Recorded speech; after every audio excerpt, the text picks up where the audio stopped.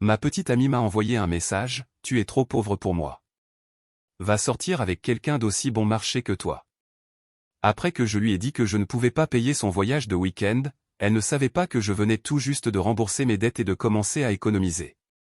Des semaines plus tard, elle a vu des photos de moi voyageant en première classe et m'a écrit « Maintenant, tu ressembles enfin à mon genre ». Ma réponse a mis fin à tout entre nous. Quand elle m'a traité de pauvre par message, j'ai compris que je n'avais pas perdu une petite amie, j'avais échappé à une erreur.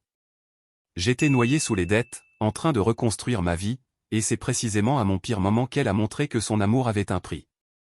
Moi, 28 ans, j'ai fixé l'écran en lisant le message qui a tout terminé. Tu es trop pauvre pour moi, Jack. Va sortir avec quelqu'un d'aussi bon marché que toi. J'étais avec Sarah, 26 ans, depuis 2 ans. 2 ans de dîner où je tirais sur le budget.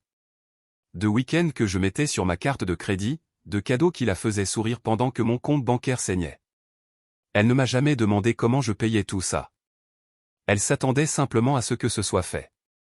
3 jours avant ce message, j'avais effectué le dernier paiement de 45 000 $ de dette.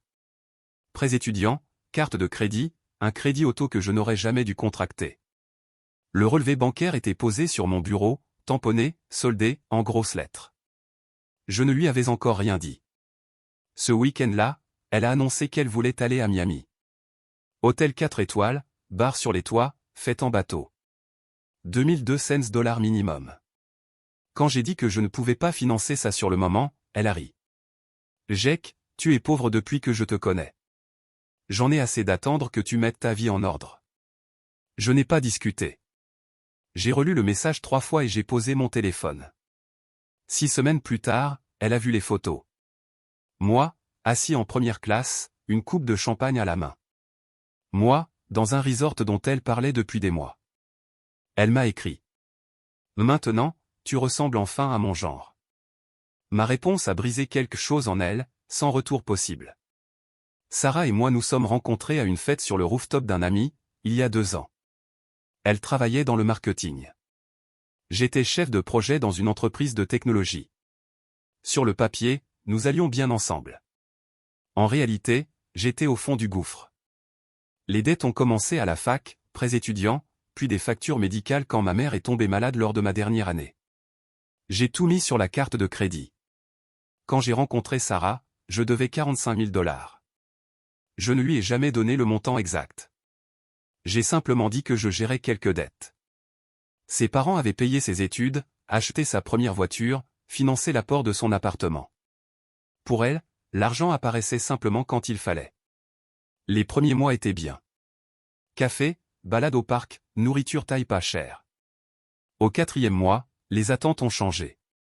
Des restaurants à 70 $, des week-ends à Nashville, Charleston, ou T-Banks. Elle ne proposait jamais de partager les frais. C'était toujours. Dis-moi quand tu as réservé. J'ai commencé à faire des heures sup, des freelances le week-end. Je sautais le déjeuner et faisais des paiements supplémentaires sur mes dettes. Chaque mois, je payais 600 $ de plus que le minimum, parfois 800 $. Mon objectif était clair, tout rembourser avant mes 30 ans. Sarah voyait les heures sup comme de l'ambition. Elle ne savait pas que je mangeais des nouilles instantanées 4 soirs par semaine pour pouvoir l'emmener au steakhouse qu'elle adorait le vendredi. La 2e année, les fissures sont apparues. Elle a commencé à me comparer aux petits amis de ses amis. L'un avait acheté un bracelet Cartier. Un autre possédait un appartement en centre-ville. Moi, je vivais dans un T2 avec des meubles IKEA. Tu as au moins un plan sur 5 ans? M'a-t-elle demandé un dimanche. Je règle d'abord quelque chose, ai-je répondu. Après ça, oui, de grands projets.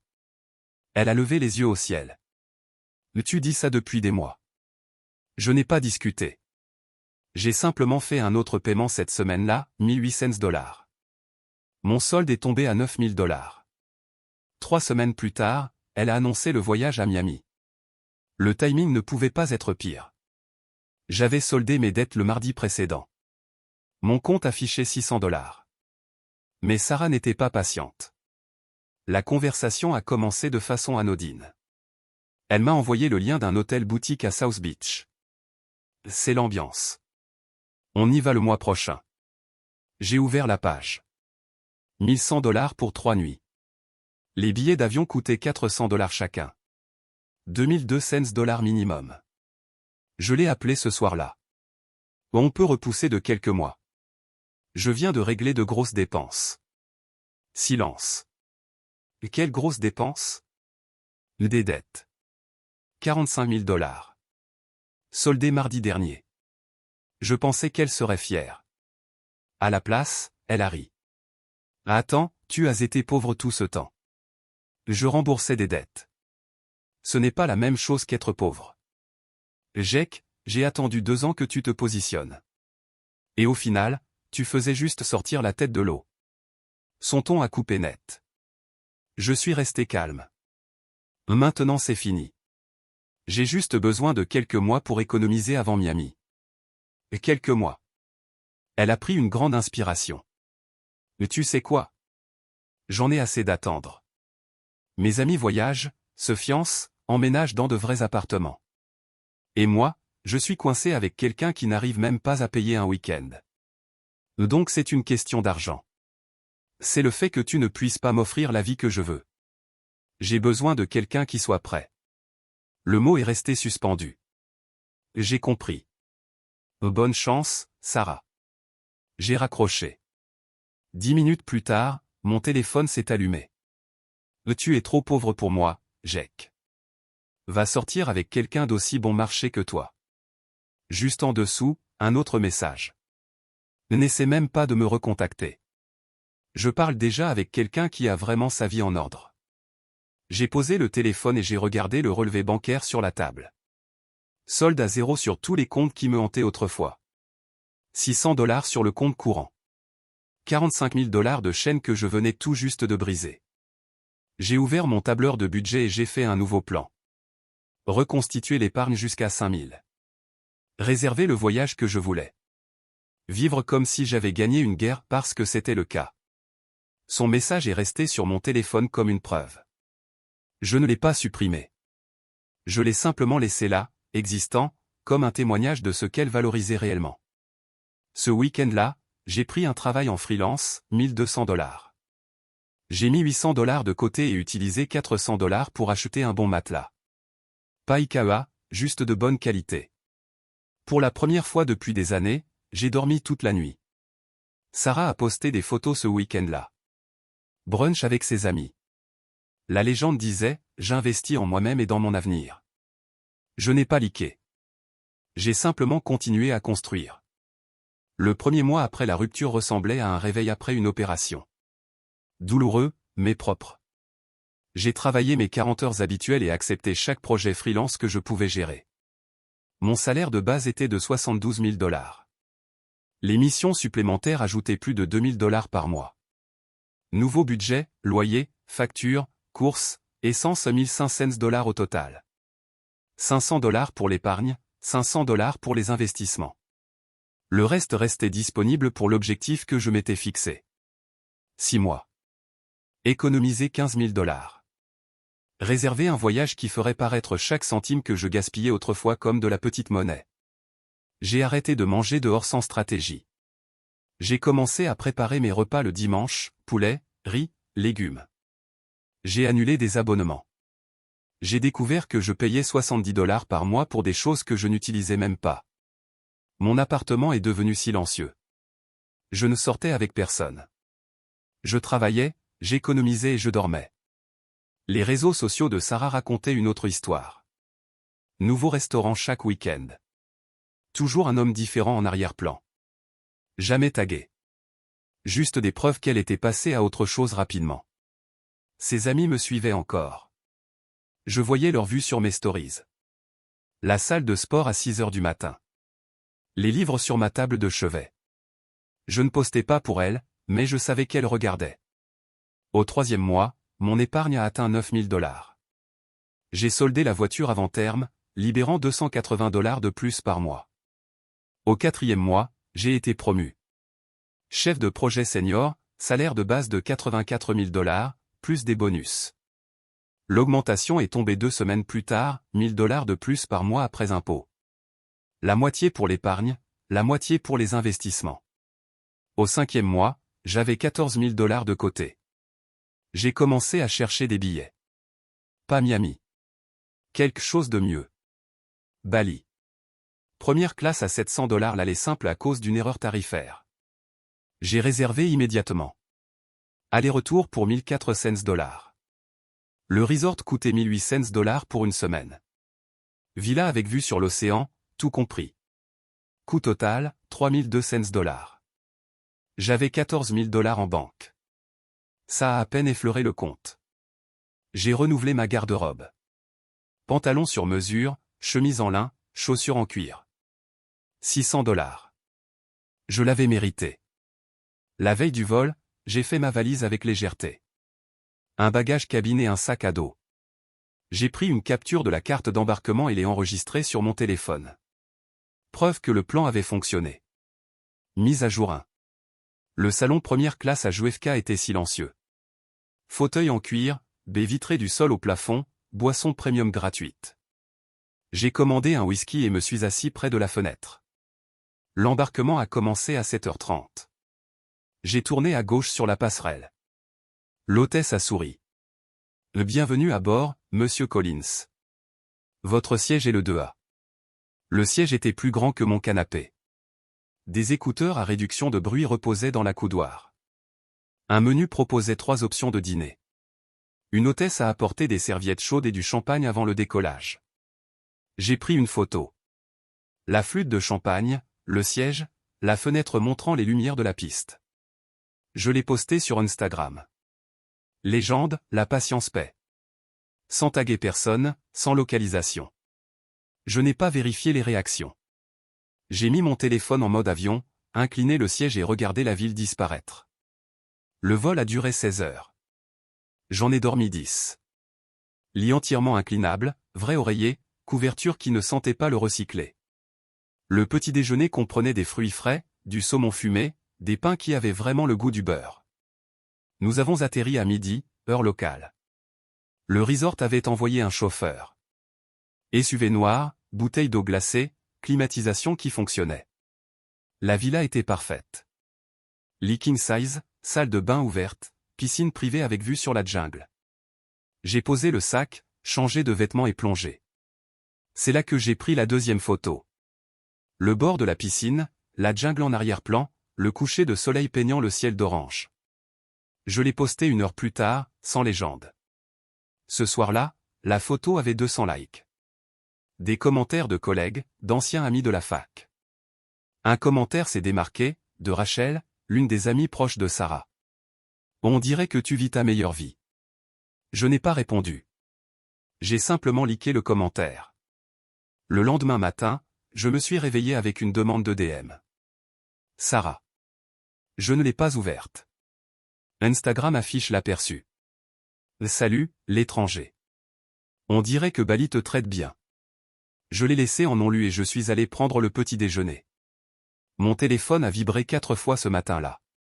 Toutes des DMS. Toutes de Sarah. Je n'en ai ouvert aucune.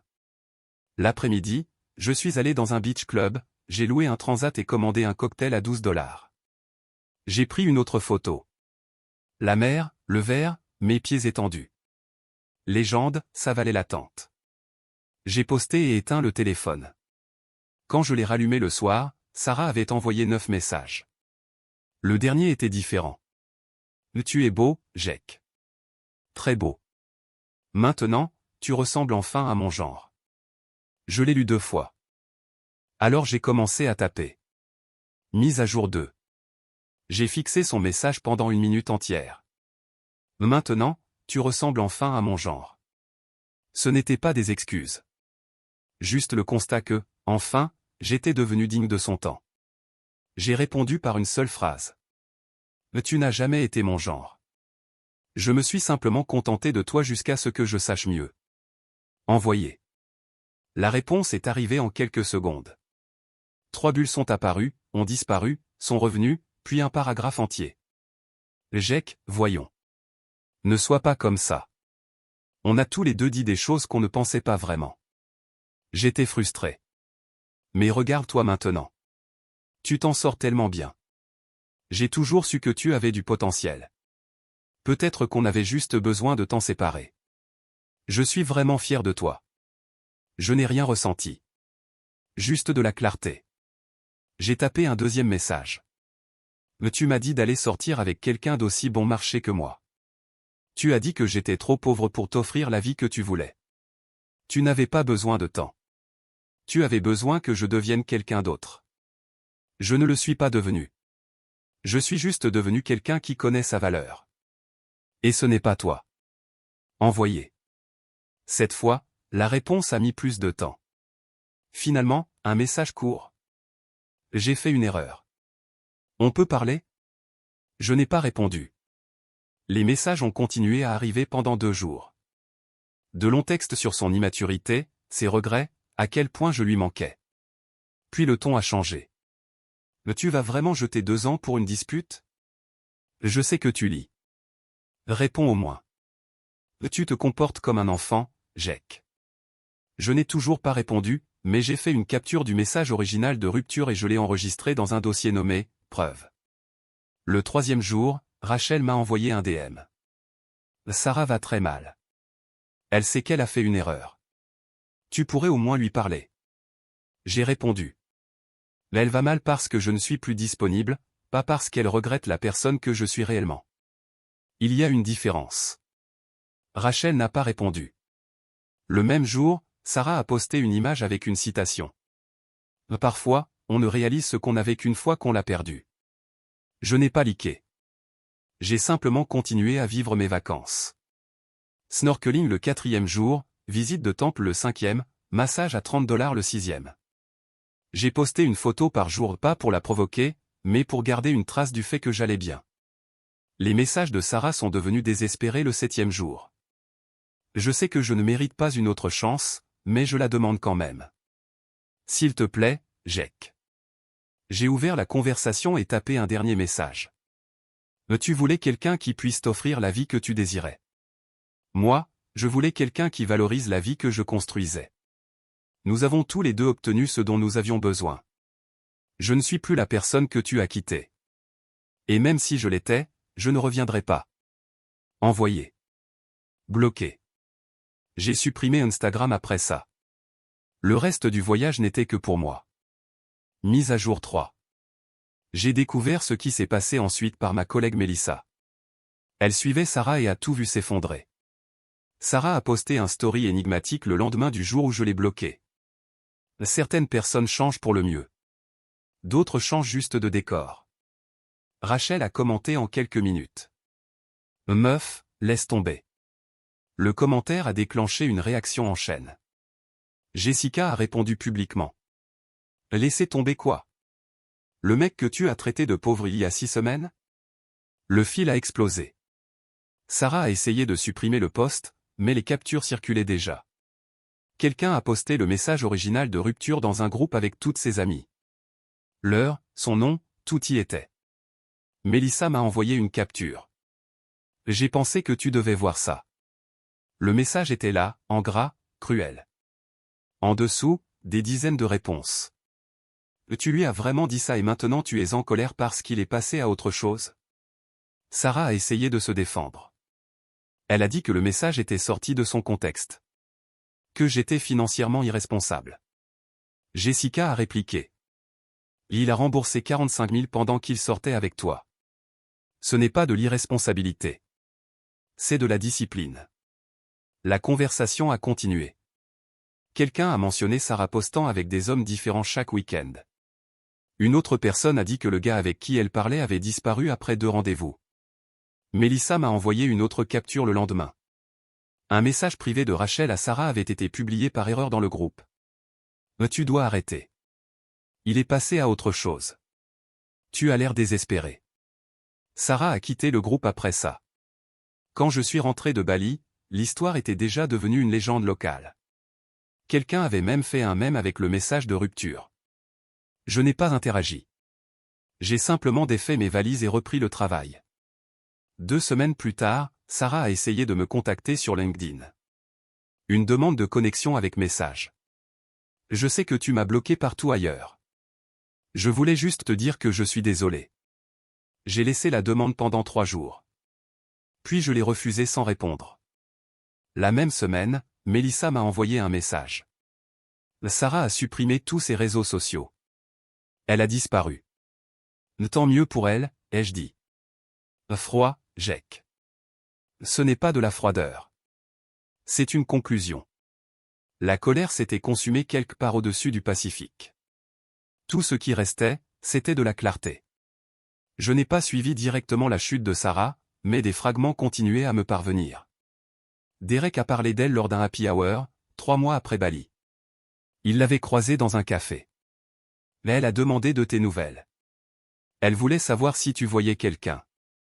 J'ai dit que je ne savais pas mec, elle avait l'air détruite. Je me suis contenté de boire une gorgée. Une autre amie, l'a vue à un événement de networking. Sarah avait changé de travail, quitté l'entreprise de skincare pour une start-up qui a fait faillite 6 semaines plus tard. Elle faisait maintenant des freelances. Elle a demandé si tu vivais toujours au même endroit. J'ai dit que je pensais que non. Elle avait l'air au bord des larmes. Je n'avais pas déménagé. Je ne voulais simplement pas que Sarah sache où me trouver. Au 5e mois, le cercle social qui gravitait autour d'elle avait changé. Rachel a cessé de l'inviter à des dîners. Jessica l'a unfollow. Le gars avec qui elle apparaissait les premières semaines avait disparu. Mélissa m'a raconté que Sarah avait essayé de sortir avec Connor, un type de la finance. Il l'emmenait dans des restaurants chers, cochait toutes les cases qu'elle disait importantes. 3 mois plus tard, Connor a compris son schéma. Un ami lui a montré le message de rupture. Connor a rompu avec elle le lendemain.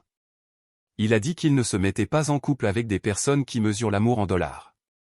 Sarah a fait une crise, l'a supplié de reconsidérer. Il l'a bloqué. L'ironie ne m'a pas échappé. 6 mois après Bali, Sarah a tenté de me contacter une fois de plus. Elle a envoyé une lettre manuscrite à mon appartement, 3 pages. J'ai lu le premier paragraphe et je me suis arrêté. Jack, je sais que je ne mérite pas ton pardon. J'ai passé 6 mois à revivre tout ce que je t'ai dit. Je pensais vouloir quelqu'un capable de m'offrir un certain style de vie. En réalité, c'est toi que je voulais. J'ai simplement été trop superficiel pour m'en rendre compte. Le reste n'était qu'excuses, regrets et promesses de changement. J'ai plié la lettre, je l'ai remise dans l'enveloppe et je l'ai classée avec le message de rupture. Une preuve non pour me venger, mais pour me souvenir de la leçon. Les gens montrent qui ils sont vraiment quand tu es à ton pire moment. Sarah m'a montré qu'elle valorisait la richesse au-dessus du caractère. Je n'ai pas répondu. J'ai simplement continué à construire la vie qu'elle disait que je n'aurais jamais. 1 an après la rupture, j'ai rencontré Emily lors d'une conférence professionnelle à Austin. Elle était designer UX, intelligente, drôle, totalement indifférente aux restaurants chers comme au tacos bon marché des food trucks. Nous avons parlé pendant 3 heures au bar de l'hôtel. Elle ne m'a jamais demandé ce que je faisais dans la vie. Elle m'a demandé en quoi je croyais, ce qui comptait pour moi. Je lui ai parlé des dettes, de la discipline, de la rupture qui m'avait appris ce que je méritais. Elle a hoché la tête. Alors tu as appris à la dure. Oui, mais j'ai appris. Nous avons échangé nos numéros. Elle m'a envoyé un message le soir même. J'ai adoré discuter avec toi. On remet ça bientôt. Nous nous sommes revus 2 fois par semaine pendant 1 mois. Puis tous les jours. Elle ne m'a jamais demandé de prouver ma valeur avec de l'argent. Elle aimait simplement être avec moi. Au bout de 3 mois, je lui ai parlé de Sarah. Du message, des conséquences, de la lettre. Emily a écouté en silence. Quand j'ai terminé, elle a dit « Elle n'avait pas tort sur une chose. Tu n'étais vraiment pas son genre. Mais c'était sa perte, pas la tienne. Nous avons emménagé ensemble après 1 an. Nous partagions le loyer à parts égales. Les courses aussi. Chaque décision était prise comme des partenaires. Mes économies ont atteint 40 000 la 2e année. Le compte d'investissement a dépassé les 20 000. J'ai reçu une autre promotion. Niveau directeur. Salaire à 6 chiffres, vrais avantages, stock options. Emily et moi voyagions, mais nous planifions tout ensemble. Nous partagions les coûts, les expériences, sans que personne ne tienne de compte. Un soir, elle m'a demandé si je me demandais encore ce qu'était devenue Sarah. Honnêtement, non. J'ai entendu dire qu'elle avait déménagé dans une autre ville. Tu penses qu'elle a changé? Peut-être. Mais ça n'a pas d'importance. Elle n'est plus mon problème. Émilie a souri. Bonne réponse. Parfois, je repensais à ce message de rupture. Pas avec de la colère, mais avec de la gratitude. Si Sarah n'avait pas montré qui elle était, j'aurais pu perdre des années à essayer d'être suffisant pour quelqu'un qui mesurait l'amour en signes dollars. À la place, j'ai construit une vie où ma valeur n'était pas liée à mon compte bancaire, où ma partenaire valorisait mon caractère, ma discipline, ma croissance. Les 45 000 de dettes qui avaient autrefois semblé être une malédiction sont devenues la base de tout ce qui est venu de bon ensuite. Sarah voulait un style de vie. Émilie voulait un partenaire.